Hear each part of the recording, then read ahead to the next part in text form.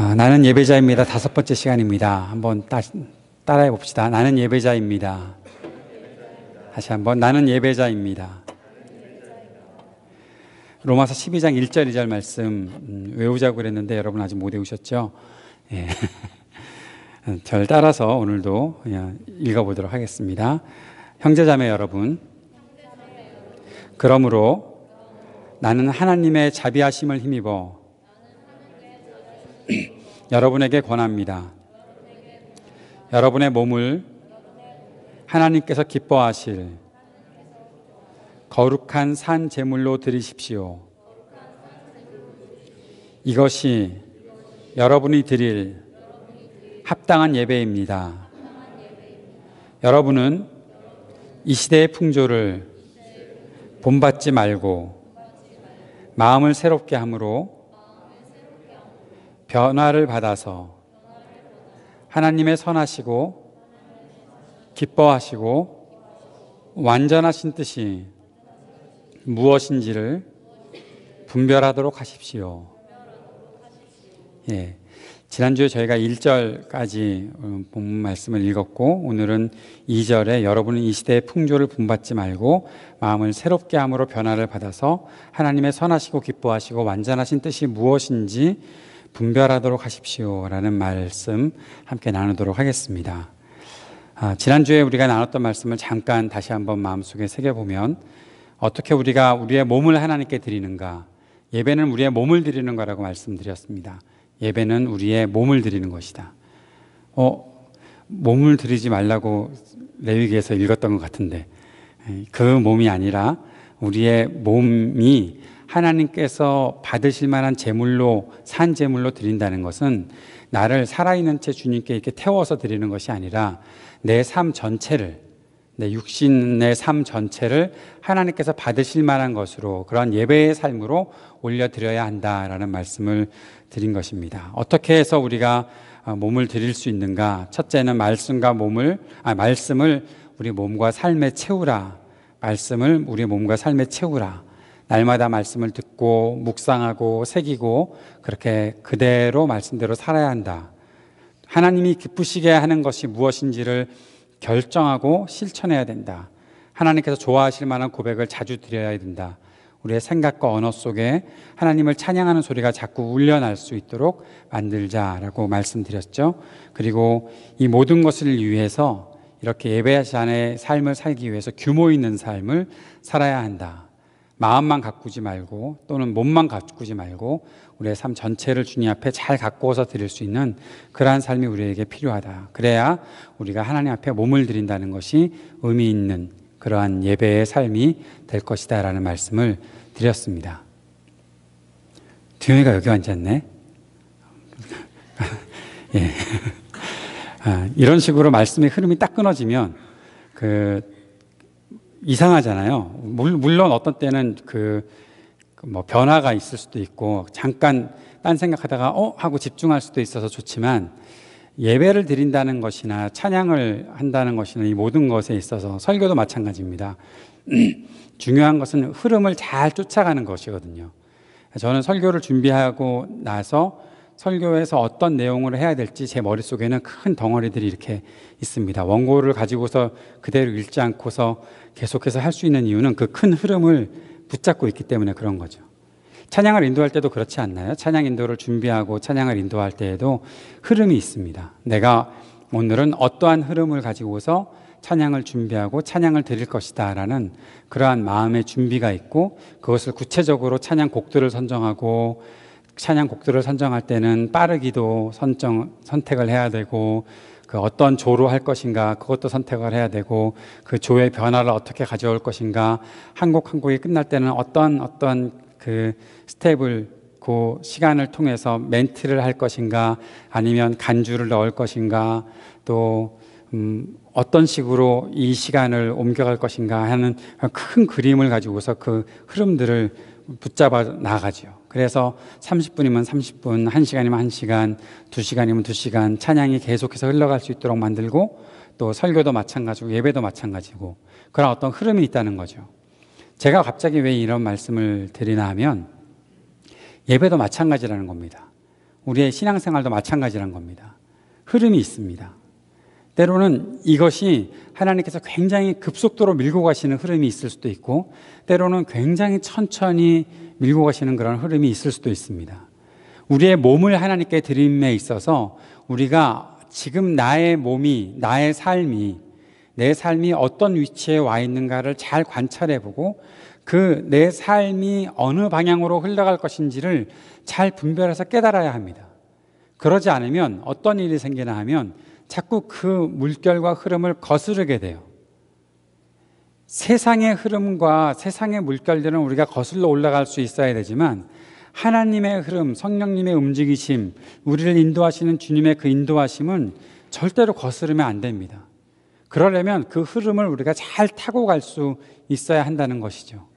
성령께서 우리의 마음속에 어떤 때는 굉장히 뜨거운 마음을 주시기도 하고 때로는 굉장히 차분한 마음을 주시기도 하고 여러 스타일로 성령께서 우리를 인도하고 계시는데, 예배나 우리의 삶이나 우리의 모든 부분에서 하나님의 역사하심을 보여주고 계시는데, 내가 그 자리에 서서 거기에 맞게 반응할 수 있어야 내 몸이 하나님께 드릴 수 있는, 하나님이 기뻐하실 수 있는 삶의 자세로, 삶의 모습으로 변화될 수 있다는 겁니다.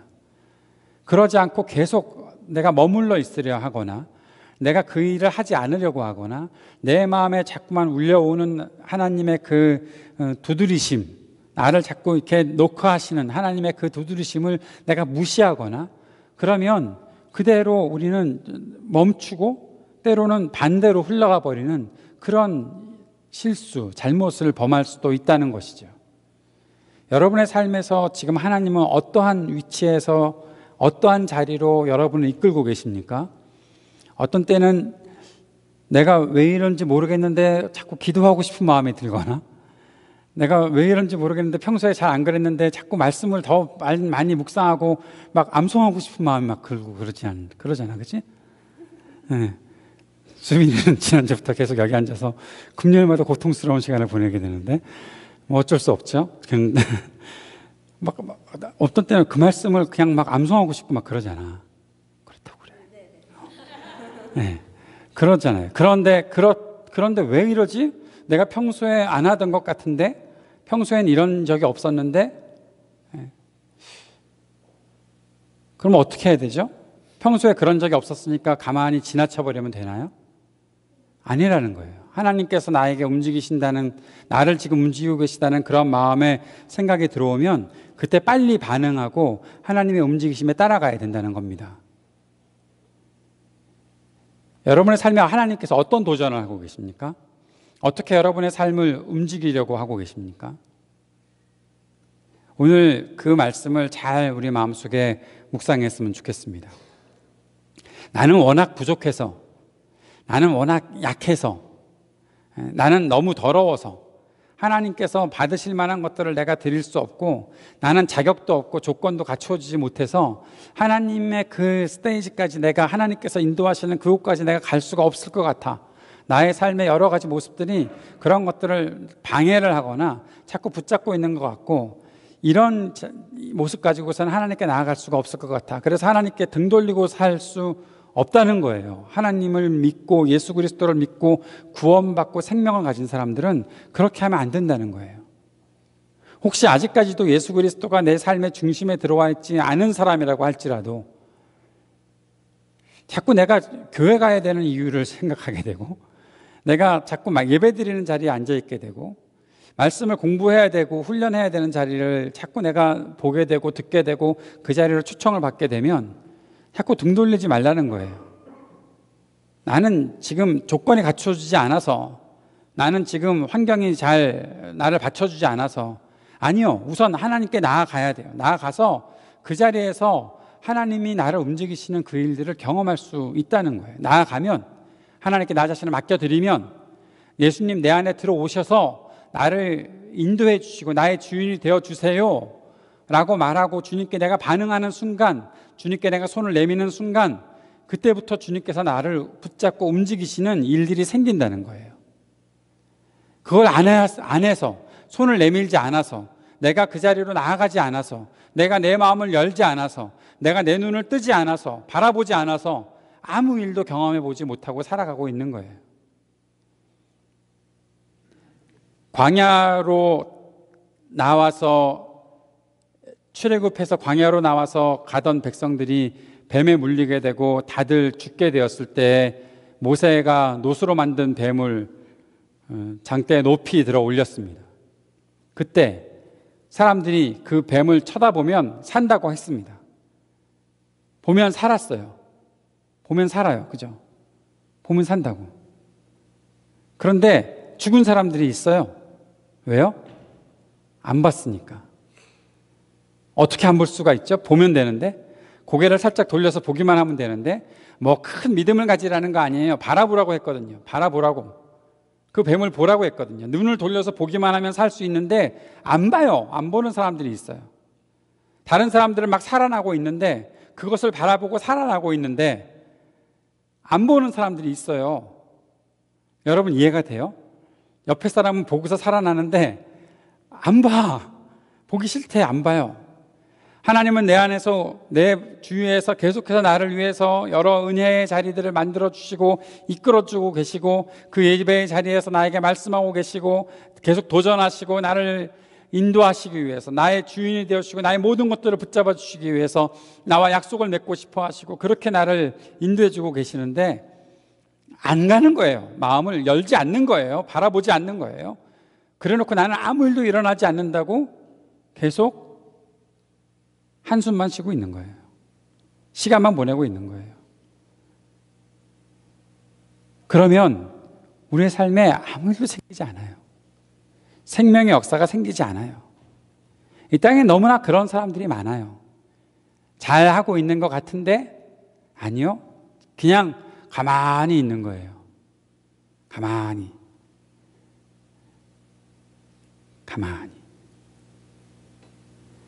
가만히는 쌀을 담을 때 쓰는 게 가만인가? 가만히. 죄송해요. 내가 이런 식으로 하지 않으려고 하는데 나도 자꾸 나이가 들어가는가 봐. 사랑하는 여러분, 하나님께 거룩한 산 제물로 우리의 삶을 드린다는 것은 하나님께 우선 드려야 되는 거예요. 하나님 앞으로 가지고 나아가야 되는 거예요. 뭐가 거룩하겠어요? 뭐가 잘나서, 뭐가 반짝반짝해서 그게 거룩한 산 제물이 되겠어요? 여러분, 우리 자신들이, 그래도 제가 에임스 반석 장로교회에 와서 봤을 때 우리 자신, 여기 있는 사람들이 외형적으로는 평균 이상인 것 같아요. 다행스럽게.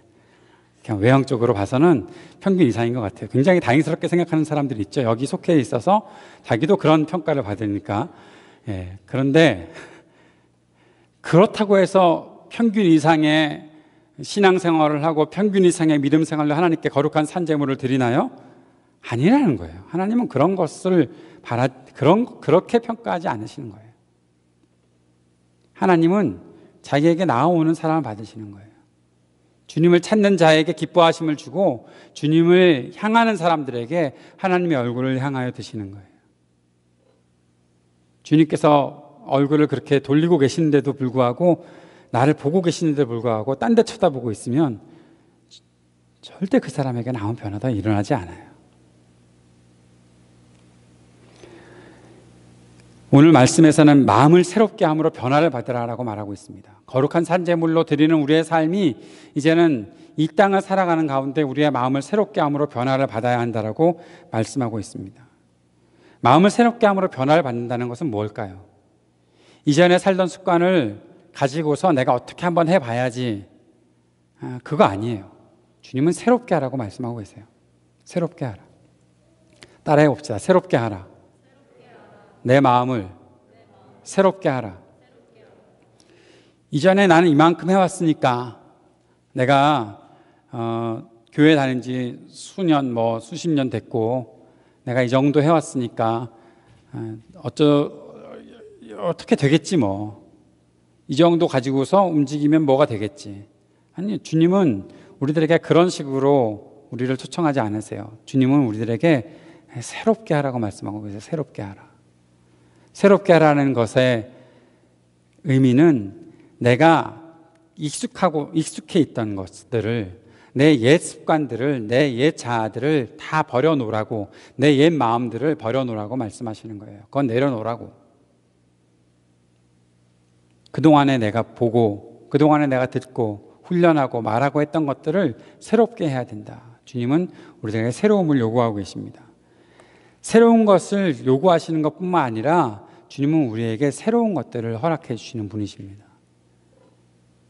의로 옷 입는다고 표현하고 있죠. 우리가 예수 그리스도의 생명을 얻고 나면 우리가 의로 옷 입는 사람들이 되었는데, 주님께서는 우리에게 그러한 의의 옷을 입혀주셨어요. 새 옷을 입혀주셨어요.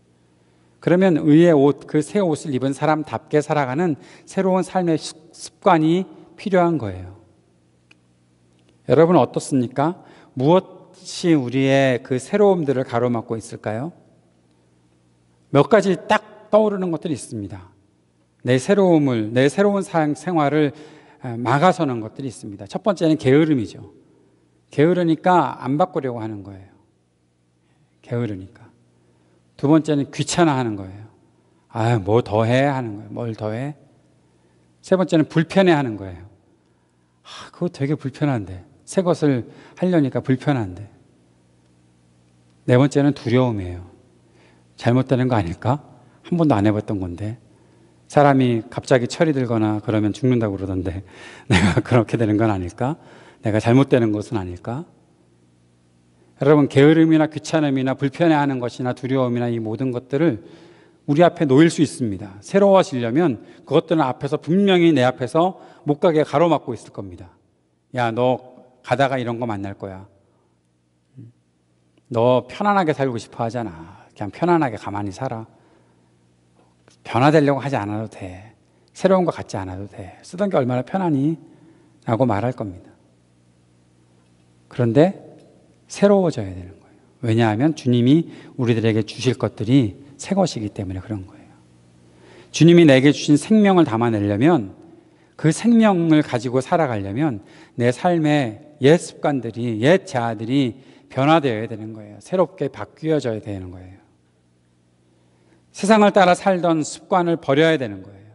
하나님께서 주시는 새로운 마음들을 우리가 받아 누릴 수 있어야 되는 거예요. 여러분, 변화에는 노력이 필요합니다. 따라해 봅시다. 변화에는 노력이 필요하다. 전에 부흥회 때도 말씀드렸지만 마음을 쓰는 것, 불편함들, 그런 것들을 감수해야 하는 것입니다.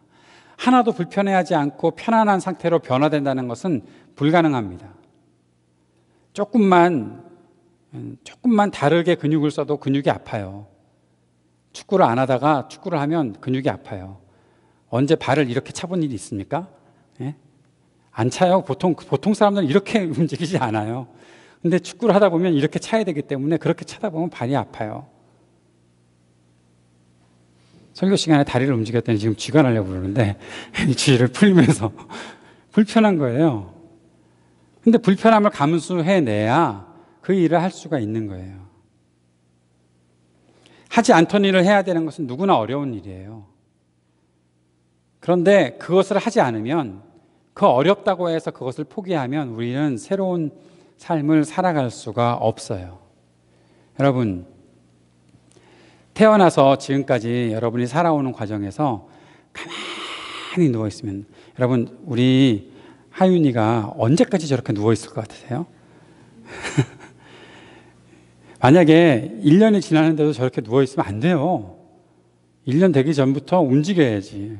돌아 눕고, 이렇게 누워있던 애가 어느 날 돌아 눕고, 그러면 가족이, 우리 김 집사님 가족이야 그런 애들을 2명이나 봤기 때문에 별로 그렇게 놀라지 않겠지만, 이렇게 누워있던 애가 이렇게 싹 돌렸을 때 온 가족이 난리가 나요.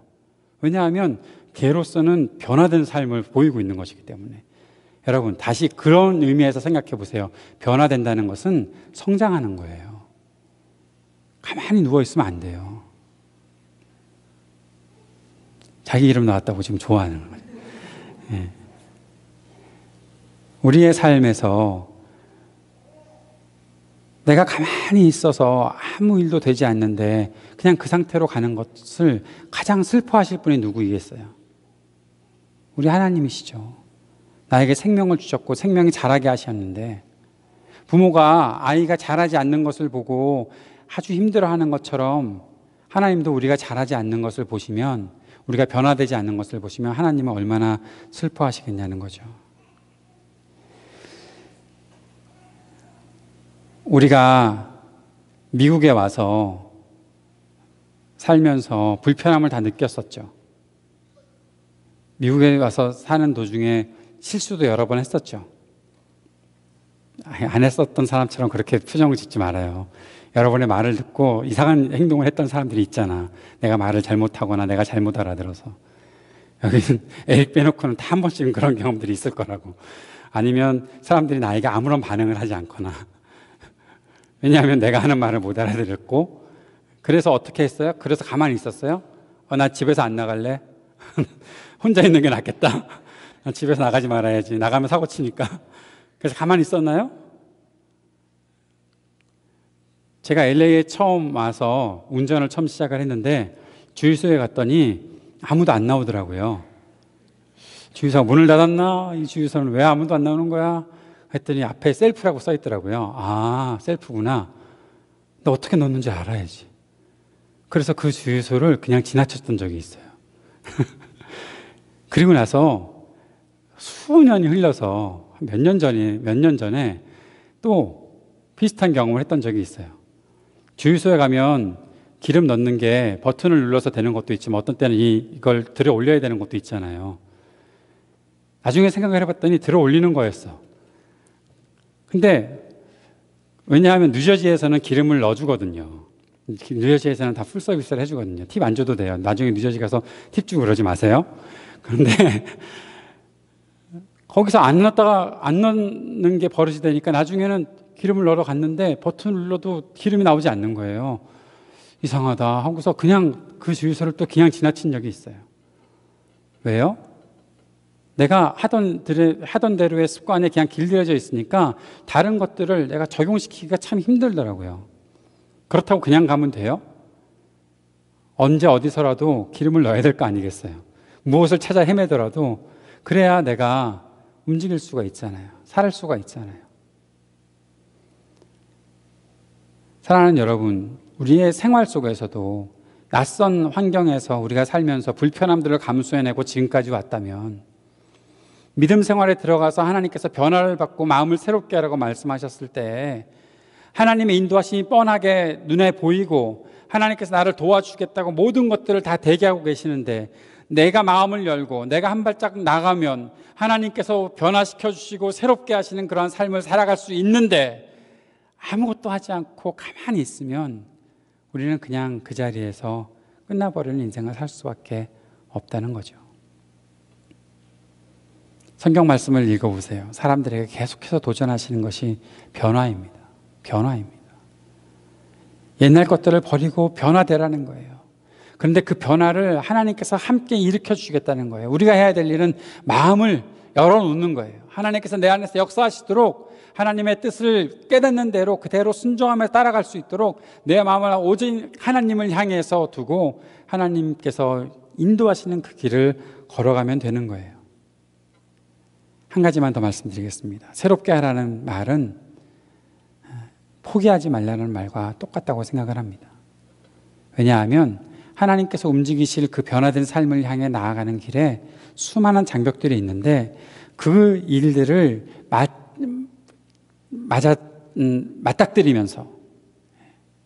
맞닥뜨리면서 내가 게으르고 내가 귀찮고 불편하고 두렵고 그러한 모든 장벽들을 뚫고 나갈 수 있도록 포기하지 말고 끝까지 나아가라는 말과 새롭게 하라는 말은 연결되어 있습니다.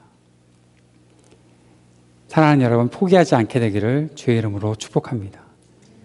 하나님이 우리들에게 새로움에 대한 도전을 주셨을 때 조금 하다가 마는 거, 조금 해보려다가 포기하는 거, 그렇게 살지 맙시다. 그동안 그렇게 살았다면 이제는 그렇게 살지 맙시다. 제가 잘하는 거 한 가지 있어요. 저는 약점이 참 많은 사람인데 잘하는 거 한 가지 있어요. 한 번 시작한 일은 끝을 봅니다. 저는 모든 사람들이 아니 우리 하나님이 야 이제 그만해 하실 때까지 할 마음이 있습니다. 지금까지 그렇게 해왔고 그렇게 살았고 그렇게 살려고 지금도 노력하고 있습니다. 저를 하나님께서 움직여 주시는 한 제가 여러분을 도와서 함께 나갈게요. 결코 포기하지 마십시오. 주님께서 새롭게 우리를 변화시키는 일을 결코 중단하지 말고 끝까지 해내는 저와 여러분이 되었으면 좋겠습니다.